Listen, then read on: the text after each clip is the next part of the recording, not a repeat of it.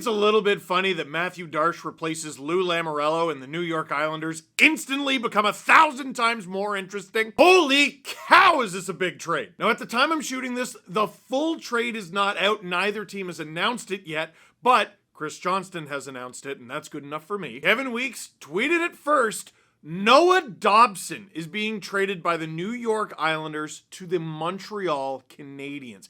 And in the process, he's signing an 8-year contract, paying him $9.5 million per season. This poor kid is 23. He's been traded 3 times now. Florida drafted him in 2020. Second-round pick. He was sent to the Calgary Flames as part of the package for Sam Bennett, a trade I'm sure the Panthers don't regret. Then the Flames traded him to the Montreal Canadiens as part of the package for Tyler Toffoli. He actually played 62 games this past season with the Montreal Canadiens, putting up 10 goals and 18 points. And now this poor kid is on the move again, this time going to the island.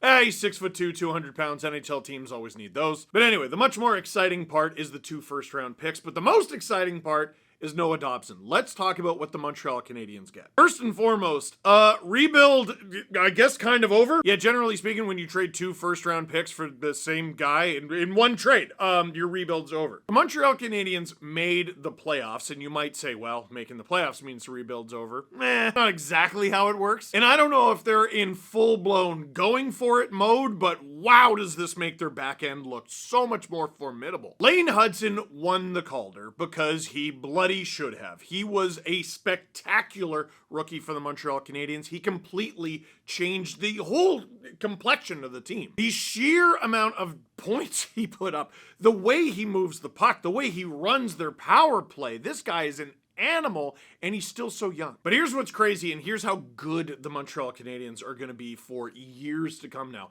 Lane Hudson's 21, Noah Dobson's 25. Lane Hudson had 6 points and 60 assists as a rookie. That's 66 points. Noah Dobson did not have as good of a season as Lane Hudson. He only put up 10 goals, which is more, but only 39 points. So why the heck is he getting 9.5 million times 8? Well, the reason is because the year before he put up 10 goals and 70 points. Noah Dobson has put up double-digit goals in each of the last 4 seasons, 13, 13, 10, and 10. He already has 230 points in 388 games as a right-shot, 6'4", roughly 195-pound defenseman. Every single team in the National Hockey League is trying to get a player like that. He's been in the playoffs a few times. He had a 19-game run with the Islanders in 2021. Oddly, for a player who scores as much as him, in 31 career Stanley Cup playoff games, he is yet to score a Stanley Cup playoff goal. And I know we have that playoff bias in us because of recency and everything. We just saw it, but I'm pretty sure he's eventually going to score, guys. Immediately, the Montreal Canadiens, this upcoming season and going forward, have one of the craziest 1-2 punches of offensive defensemen in the NHL. Now, there is only one puck, and you might say, well, you can't have both of them on the same power play. Well, yeah, you can. I don't know if you noticed, but the Florida Panthers had 2 defensemen on their top power play a lot of the time. Again, a lot of you grew up with 4 forwards and 1 defenseman. I didn't. Let me tell you why they went away from that. For a long time, it was like, wait a sec, we don't need 2 defensemen. One of them might be good enough to be here, but not both of them. We'd be way better off having another forward out there, wouldn't we? We have all these good forwards who can score, and we're going to limit ourselves to only having 3 out there at once? The asterisk on the 4 forwards, 1 defenseman setup is, what if you have 2 defensemen who are definitely good enough? There's only a handful of teams out there that have that.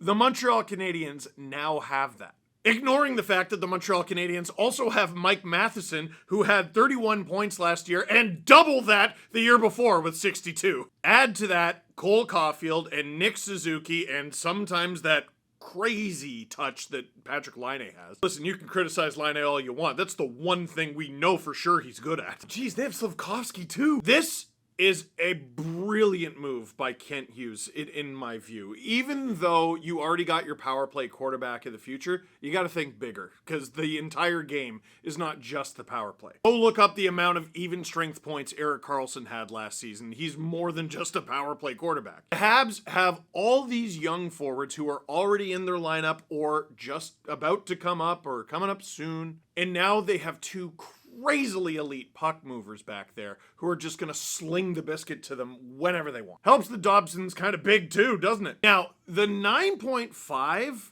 is a risk considering that Dobson this past season maybe wasn't exactly a $9.5 million defenseman. But again, he's 25, you've already seen it out of him, and it's not like the Islanders score a ton. Remember, the 70-point season he had 2 years ago, he had 10 goals. 39-point season he had last year, he had 10 goals. What went down? The assists. Well, kind of hard to get an assist when the other team's not scoring. You know how many 30-goal scorers the Islanders had 2 years ago when Dobson had 70 points? 3. You know how many they had last year? None! They still had 5 guys who scored 20, but none who scored 30. The highest they had was 29. Season before, they also had 5 guys reach 20, but they also had 3 of those guys reach 30. Dobson had 39 points last season. The next highest Islander defenseman was Ryan Pulock with 23. Guy ran the show back there. What I love most about this deal, the draft hasn't even begun. What else are the Montreal Canadiens up to? Listen, they went through a lot of years of pain. They accumulated all these picks. They made a lot of these picks. And now, I mean, you're not going to have room for every single guy. Remember when the Coyotes had like 50 picks? What's the illusion? You can't use all of them. This is the Montreal Canadiens practicing that. You've done very well. You've done really well with your picks. Cole Hudson, not Cole Hudson, Lane Hudson. Cole's his brother. Lane Hudson was a second-round pick. I think Cole was too, and maybe that's why I got tripped up. I don't know. You've done really, really well. This is the Montreal Canadiens enjoying the fruits of their labor. You know what? We don't need these 2 first-round picks. Let's go out and get a guy who's crazy good already, and that's what they did. As for the New York Islanders, first of all, I don't know why they're getting rid of this person. I really don't. That's confusing. I guess the main thing is they don't want to pay him $9.5 million. Like, who fills that hole? Well, remember, the New York Islanders are not just any other team. Not today. They have the first overall pick. First overall pick is predicted to be, and this video might be a really funny time capsule if they don't pick this guy, it's predicted to be Matthew Schaefer, a 6'2 defenseman who only played 17 games in the OHL this past season, but he put up 22 points. Guy is nasty. He's still only 17, and he played over 50 games in the season before this one in the OHL. As a defenseman, this guy's exceptional. Now, let's get into theorizing. In this deal, the Islanders acquired the 16th and the 17th overall pick. James Hagens is also available. James Hagens is from... I'm Canadian. I'm sorry. Hauppauge?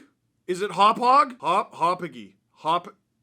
I'm going with Hauppauge. And this kid's crazy too. He's not a defenseman, but he's crazy. 37 points in 37 games at, you ever heard of Boston College? For a kid who's only 18, won't be 19 until November.